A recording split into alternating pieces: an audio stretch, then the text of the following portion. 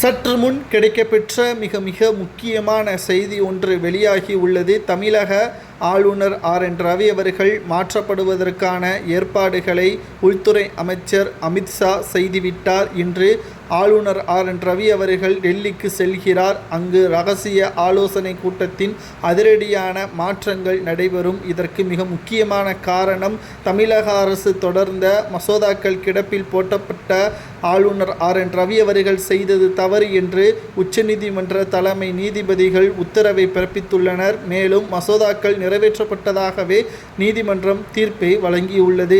இதனால் உச்சநீதிமன்றத்தின் தீர்ப்பை ஏற்று துணைவேந்தர்கள் நியமனம் செய்யக்கூடிய பொறுப்பு இனி முதல்வராக இருக்கக்கூடியவருக்குத்தான் செல்லும், ஆளுநருக்கு கிடையாது என்பதையும் உச்சநீதிமன்றம் தீர்ப்பை வழங்கிவிட்டது.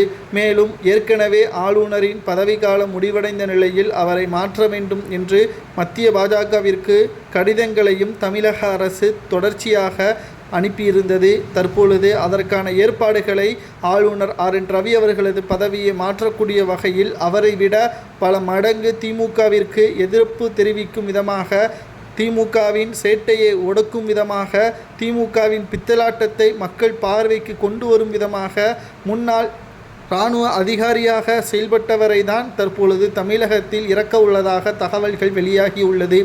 திமுகவை எதிர்ப்பது மட்டும் ஆளுநரது வேலையா என்று கேட்டால் நிச்சயமாக கிடையாது. மசோதாக்கள் சரியாக இல்லை என்றால் ஒரே மாதத்தில் திருப்பி அனுப்ப வேண்டும் என்பதுதான் நீதிமன்றத்தின் தீர்ப்பு. அதை ஆளுநர் ரவி செய்ய தவறியதன் காரணமாகத்தான் தற்பொழுது அவர் மீது நீதிமன்றம் கடும் கோபத்தை வெளியிட்டது.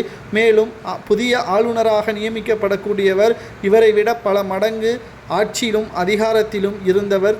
ஏனென்றால் முன்னாள் இராணுவத்தின் தலைவராக செயல்பட்ட காரணத்தினால் அவர் கொடுக்கக்கூடிய ஒவ்வொரு அறிவிப்புகளும் கையெழுத்தும் திமுகவின் ஆட்சியை கலைக்கும் விதமாக அமையும் என்ற தகவல் வெளியாகியுள்ளது.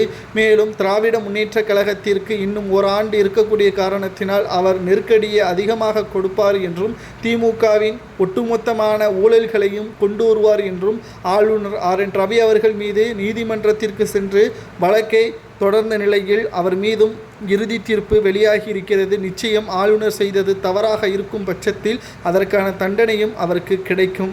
மேலும் தமிழக முதல்வர் ஸ்டாலின் அவர்களும் அவரது அமைச்சரையில் இருக்கக்கூடியவர்களும் ஊழல் செய்கின்றவர்கள் என்பதை மறந்துவிடக்கூடாது. ஆளுநராக நியமிக்கப்படக்கூடியவர் இதைத்தான் முதலில் விசாரணை நடத்துவார் என்றும், அவருக்கு இருக்கக்கூடிய அதிகாரங்களை பயன்படுத்தி அமலாக்கத்துறை அதிகாரிகளுக்கு பல்வேறு தகவல்களை கொடுப்பார் என்ற தகவலும் தற்பொழுது கிடைக்கப்பெற்றுள்ளது. புதிய ஆளுநராக முன்னாள் இராணுவ அதிகாரி நியமிக்க